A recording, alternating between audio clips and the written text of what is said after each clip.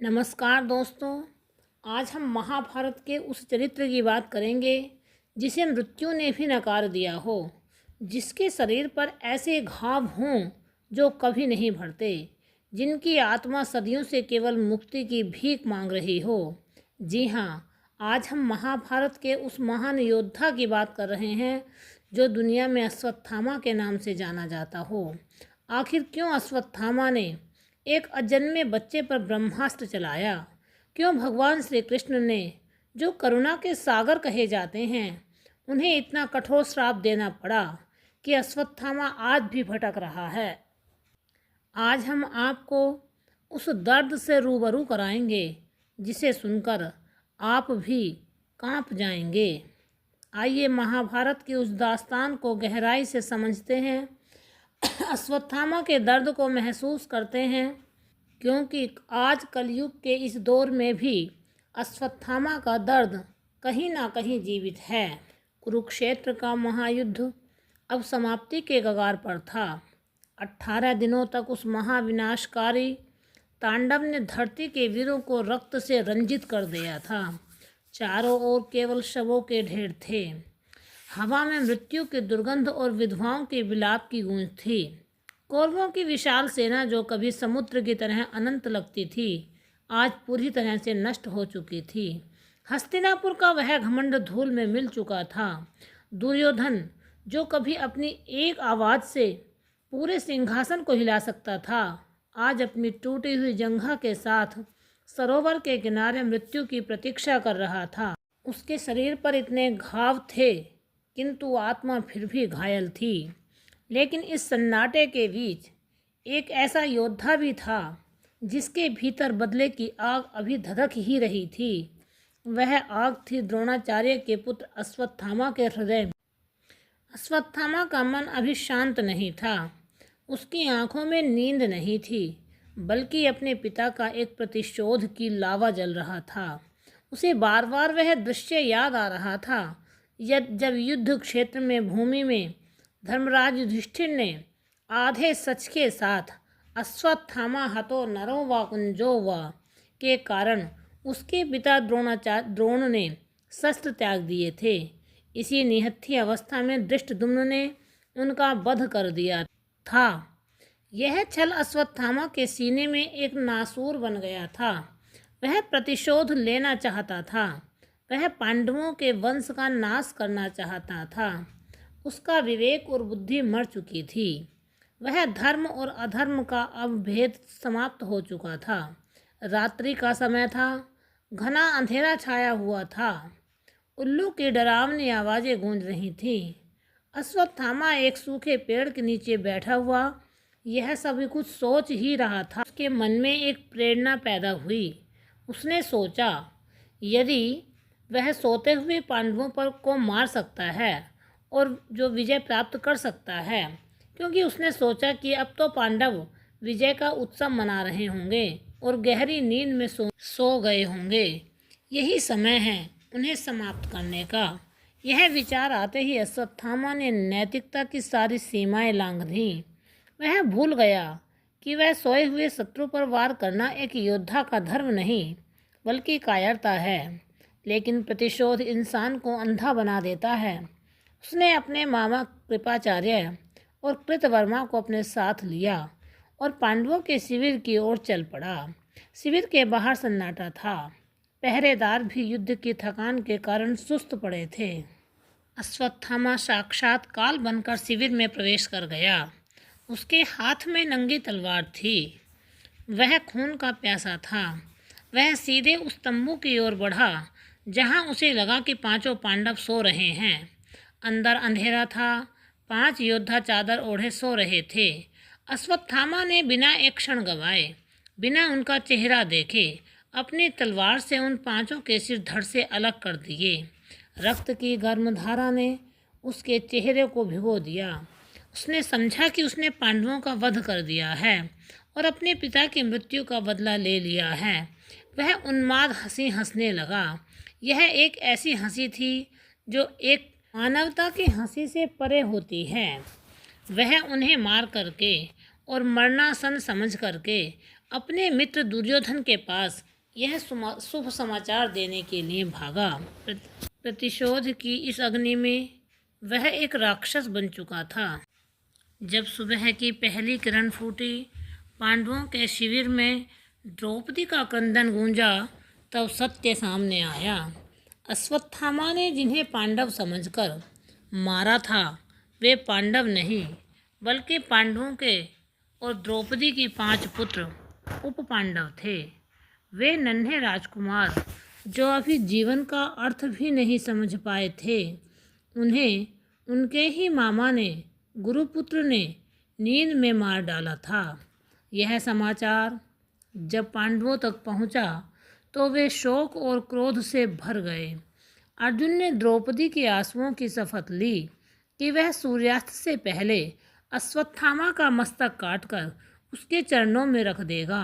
भगवान श्री कृष्ण जानते थे अब जो होने वाला है वह और भी भयानक होगा।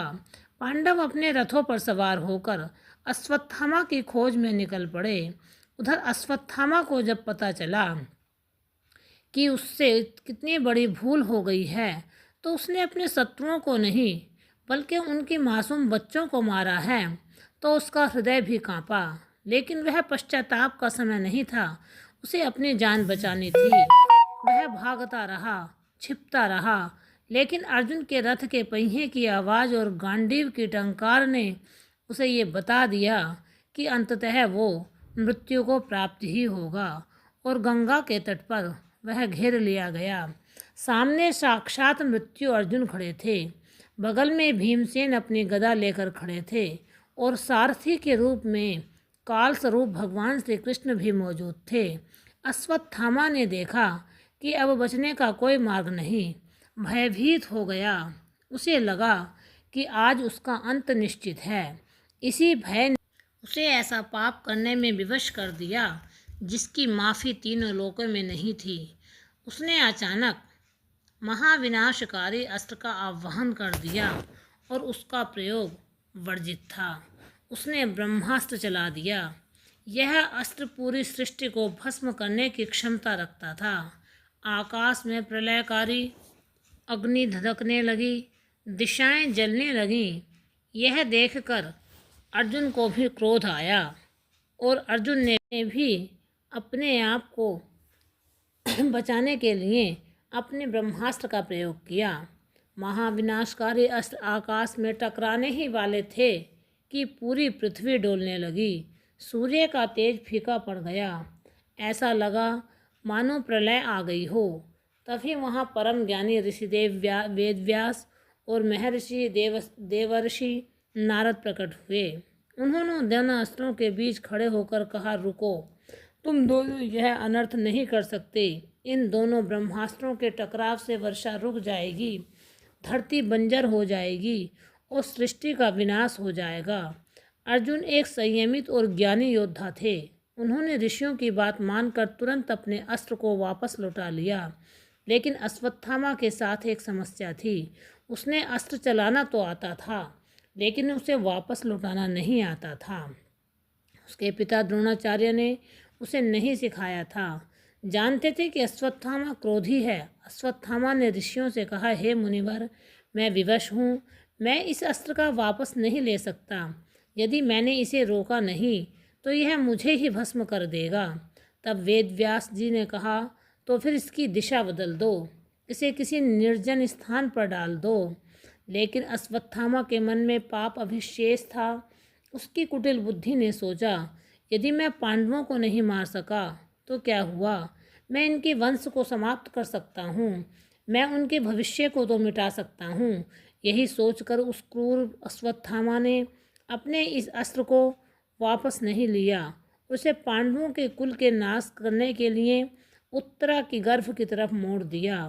उसने वह महाविनाशकारी अस्त्र अभिमन्यु की पत्नी उत्तरा के गर्भ पर छोड़ दिया, जहाँ पांडवों का एकमात्र वारिस परीक्षित पल रहा था। कल्पना कीजिए उस नीचता की। योद्धा जो अजन्मे शिशु पर वार करके, उसे बड़ा पापी कौन हो सकता है। उत्तरा भय से कांपी, अपना गर्भ पकड़कर भगवान श्री कृष्ण की आवाज़ लगाई, और वह चिल्लाई, महायोगिनी हे जगदीशंबर, मुझे बचाओ, यह अग्नि मुझे जला रही है। मुझे अपने मृत्यु का भय नहीं प्रभु, लेकिन मेरे गर्भ में पल रहे इस शिशु को न नष्ट हो जाए। यह पांडवों की आखिरी उम्मीद है, इसे बचा लीजिए। अरे हे गोविंद। उत्तरा की यह करुणा की पुकार सुनकर पत्थर भी पिघल जाता। श्री कृष्ण जब अब तक शांत थे, अश्वत्थामा के इस कृत्य को देखकर क्रोध से भर गए। उनकी आंखों में तेज उभरा, जो प्रलय काल में दिखता है। उन्हें उत्तरा के कहा, पुत्री डरो मत, मैं हूँ, मैं तुम्हारी रक्षा करूँगा। उन्होंने उत्तरा के गर्भ की रक्षा की और अपने योग माया से उस बच्चे को जीवित रखा।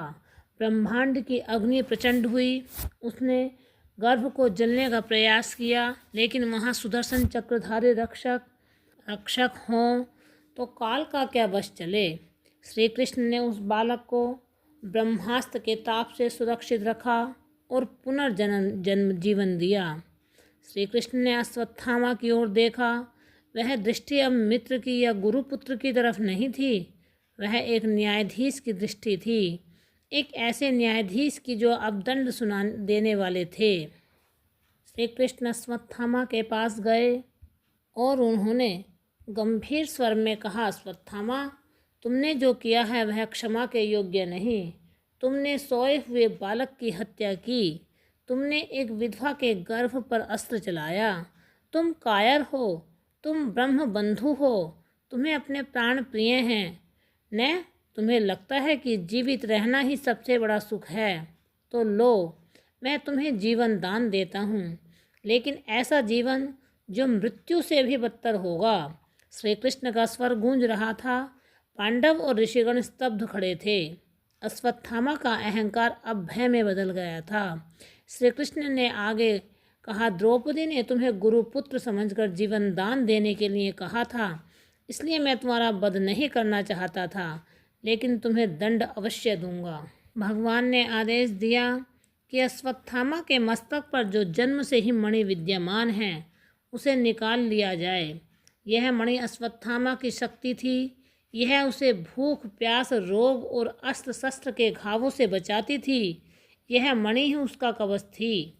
भीमसेन और अर्जुन ने आगे बढ़कर बलपूर्वक अश्वत्थामा के मस्तक से वह मणि खींच ली। मणि के निकलते ही अश्वत्थामा के माथे पर एक गहरा और भयानक घाव हो गया। रक्त की वह धार निकली। वह दर्द से चीख पड़ा, लेकिन यह तो अभी शुरुआत थी। श्री कृष्ण ने तब वह श्राप दिया जो आज भी हवाओं में गूंजता है। उन्होंने कहा, चूंकि तुमने इस अजन्मे बालक पर प्रहार किया है, इसलिए तुम इस पाप का बोझ केवल युगों युगों तक भटकोगे। हे अश्वत्थामा, मैं तुम्हें श्राप देता हूँ कि तुम 3000 वर्षों तक इस निर्जल पृथ्वी पर अकेले भटकते रहोगे। तुम्हारे शरीर से पीप और लहू की ऐसी दुर्गंध आएगी कि कोई भी मनुष्य तुम्हारे पास खड़ा नहीं हो सकेगा। तुम समाज से कटे रहोगे। तुम्हें भूख लगेगी पर भोजन नहीं मिलेगा, प्यास लगेगी पर जल नहीं मिलेगा। तुम हर पल मृत्यु को पुकारोगे, लेकिन तुम्हारे पास मृत्यु भी नहीं आएगी। तुम्हारे माथे का यह घाव कभी नहीं भरेगा, यह हमेशा रिसता रहेगा, तुम्हें तुम्हारे पापों की याद दिलाता रहेगा। कलयुग के अंत तक तुम इसी अवस्था में रहोगे। तुम व्याधियों से ग्रस्त रहोगे, लेकिन प्राण नहीं निकलेंगे। हे श्री कृष्ण के मुख से निकले ये शब्द ब्रज के समान थे। अश्वत्थामा वहीं घुटनों के बल गिर पड़ा। उसका शरीर अभी से उस श्राप से प्रभाव से महसूस करने लगा था। उसकी त्वचा जलने लगी थी। घाव की पीड़ा असहनीय हो गई थी। पांडव वहाँ से चले गए। श्री कृष्ण भी चले गए। छोड़ गए तो केवल एक एकाकी श्रापित और दर्द से तड़फता हुआ अश्वत्थामा, जो अब न जीवितों में था और न मृतकों में था। समय का पहिया घूमा। द्वापर युग समाप्त हुआ, कलयुग का आगमन हुआ।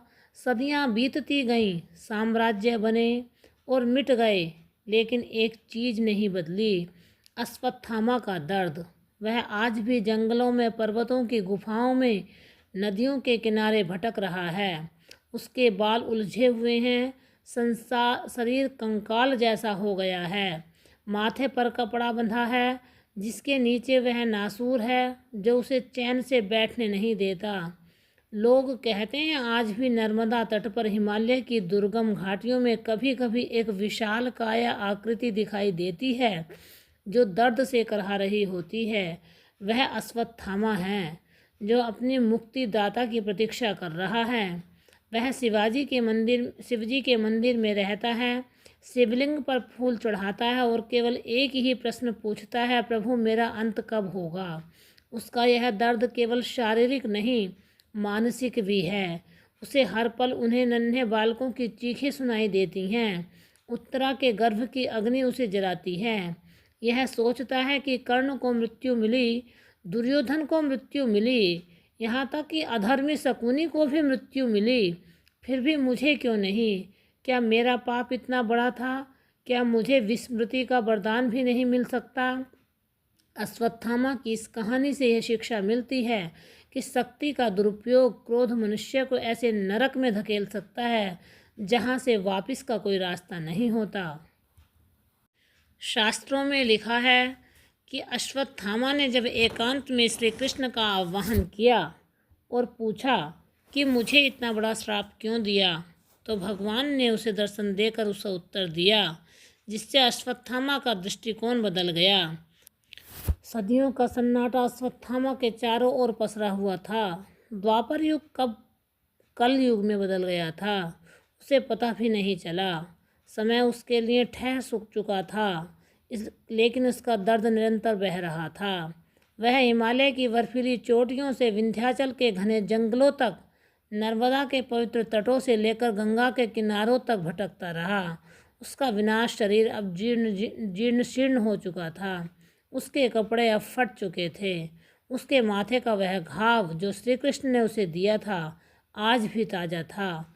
उसमें निरंतर रक्त और रिसाव हो रहा था, जिसकी दुर्गंध से वन के पशु पक्षी भी उससे दूर भागते थे। कोई मनुष्य उसे देख ले तो डर से कांप उठता था। उसे भूत प्रेत समझकर पत्थर मारता, अपमान का घूंट पीकर रह जाता। कहीं अश्वत्थामा जिसकी एक हुंकार से कभी महारथी कांपते थे, आज वह गली के कुत्तों के से बचने के लिए छिपता फिरता था। भूख उसे सताती थी पर अन्न का दाना उसे नसीब नहीं होता था। लोग उसे दुत्कार देते थे, प्यास से उसका कंठ सूखता था। नदियाँ उसे देखकर अपना मार्ग बदल लेती थीं, मानो प्रकृति भी उसे दंड दे रही हो। वह हर अमावस्या की काली रात में अपने पापों को याद करके रोता था। उसे उन 5 मासूम बच्चों के चेहरे याद आते थे जिन्हें उसने नींद में मारा था। उसे उत्तरा का वह चीख सुनाई देती थी जो उसने ब्रह्मास्त्र छोड़ा था। पश्चाताप की अग्नि उसे बाहर के घाव से अधिक जला रही थी।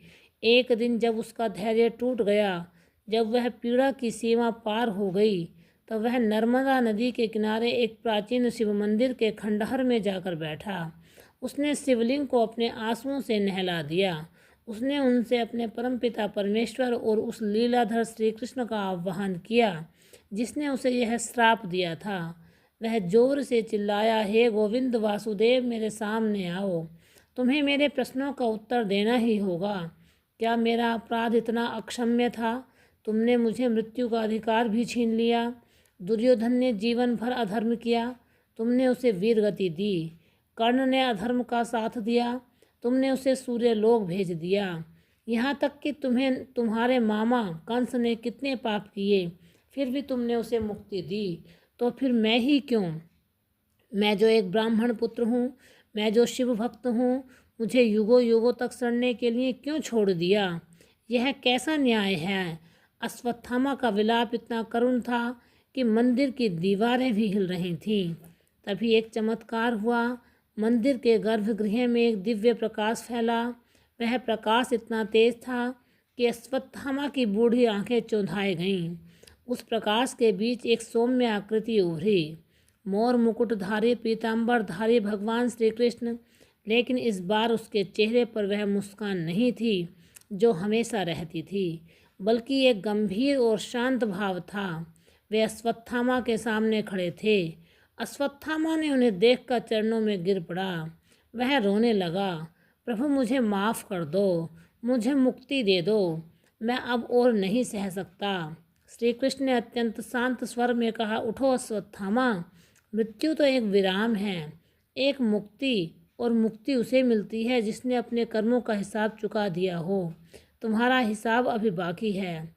श्री कृष्ण ने आगे समझाया, तुम पूछते हो कि तुम्हें यह श्राप क्यों मिला, तो सुनो। कंस, दुर्योधन और कर्ण, उन्होंने जो भी किया अपने जीवन काल में किया, उन्हें उनके कर्मों का फल मृत्यु के रूप में मिला। लेकिन तुमने भविष्य पर वाद किया। अश्वत्थामा, जब तुमने उत्तरा के गर्भ पर ब्रह्मास्त्र चलाया तो तुम केवल एक बच्चे को नहीं मार रहे थे, तुम सृष्टि की निरंतरता को, एक वंश के भविष्य को, प्रकृति के नियम को नष्ट कर रहे थे। एक योद्धा का धर्म होता है रक्षा करना, लेकिन तुमने अपनी विद्या, अपनी शक्तियों का प्रयोग एक अजन्मे निहत्थे जीव को मारने के लिए किया। यह कायरता की पराकाष्ठा थी।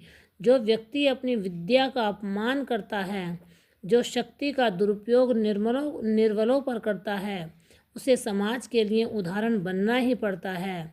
क्या आपको नहीं लगता कि आप भी समाज में ऐसे कई अश्वत्थामा हैं जो अपनी ताकत का गलत इस्तेमाल करते हैं? श्री कृष्ण का यह संदेश आपको कितना प्रासंगिक लगा, यह आप हमें कमेंट करके बता सकते हैं।